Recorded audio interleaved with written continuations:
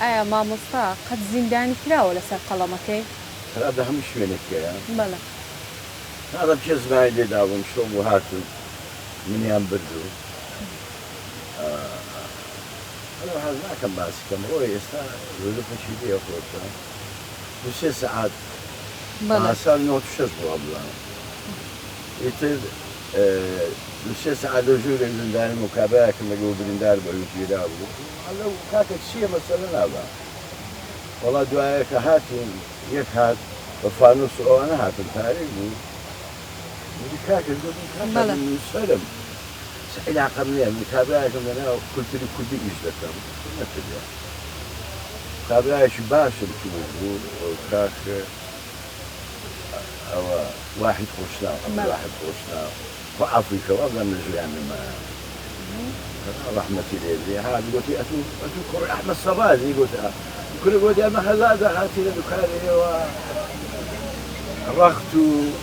شیفکە دەمانچە و ئەوانەمان دروست کردەوە تو دەسەر چییە گوت وەڵای ناڵە وەڵا چوو زۆر بریدامەوە بۆ هیچ متەسیر نەبە بەزە من لەوێ قسەکەم کرد بەڕاستی گوتم بەخوای بۆ ئەو ڕەفتارە زۆر ناخۆش لەبەردەم منداڵەکانی من و خێزانم ئەتوو کابراایەک دەگرینەوە گۆڕێوانە لە دڵیوانە دەمێنێەوە حاقی دەبنسە ئێوە غەڵەتە ئەو ئەسکەرتاری لەوە دەکەن باشە مامۆستا بەڕێستان چەندین ساڵە کاری هونەری دەکەن شێعر دەنووسن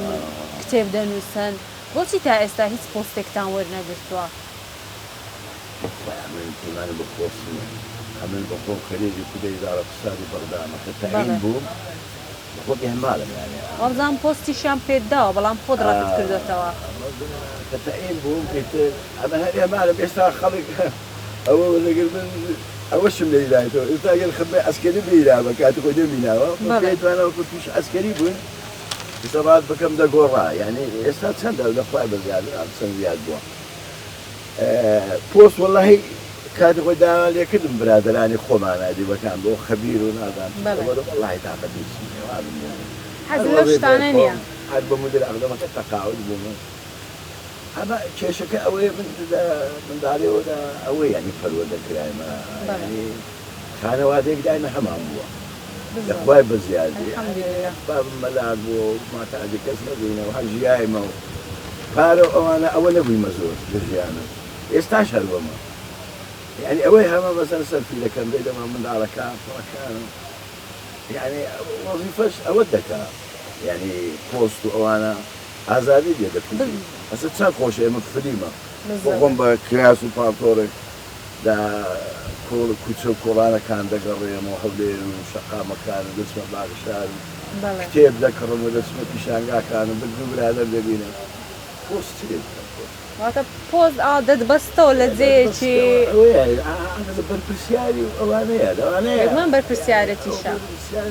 تااقەت ئەو شتانە باشە مامۆستا پێشتریش باسمان کرد کە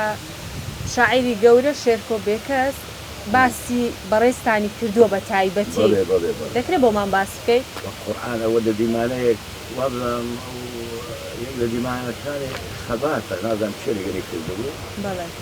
ئەو بە ستایل دەکات لە حەشت سەڵات دەوانەیە دەگەری نەبم بە ستایلێکی تایبەتی خۆی هەیە من ئەوەی دەکەم متابعی دەکەم و ئەوانە باشە یعنی ئەوەیدا ئاماژەی پێداوە شێرکۆ شعرێکی بەتوان نبوو بەڕاستی من بابەتێکم کات بۆ لەسەر نووسی لە هەموو بوارێک باشە مامۆستا با ئەو پرسیارە لێ بکەم قەت بۆ بەهۆی بەهۆکاری نووسین و بابەتی هونەریەوە خانەوادەکەت پشتگوێ خست بێ پشتگوێ خستنەکەەوە چییە ئینسان شاعر بتەوێت زۆرێک لەما لامبالاتی تێدایە بەس ئەمن یعنی هەستم پێ نەکردووە بە پێ ئەوەی مەسەلە مافی ئەوانم داوە بەس زیاتر لەماش بە تەنیاما ئەو هەیە لەوانە یاری ئەو کورسیە کە پشار دەلەوێنانی کەم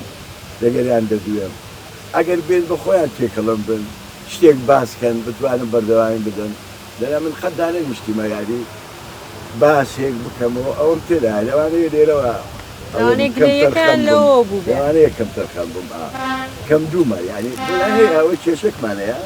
ئێستا مەزەنەن تۆ دێی بابەتێک بکەوە لەگە بابەتەکە تێکەڵ بم دەتوانم قسە بکەم بەس یەکێ لەو گۆڕەیە من ناتوانم نازانم باسی چی بکەم لەگەریان ئەوەی چ واتەوە دەگەڕێتە سەر کەسایەتی ئینسانەکان خۆیان بۆ نمونە هەیە کەم دووە هەیە حەزی لە قسانە دانیشە قسە و مەوزوع باز بکات ئەگە ئەوە بێت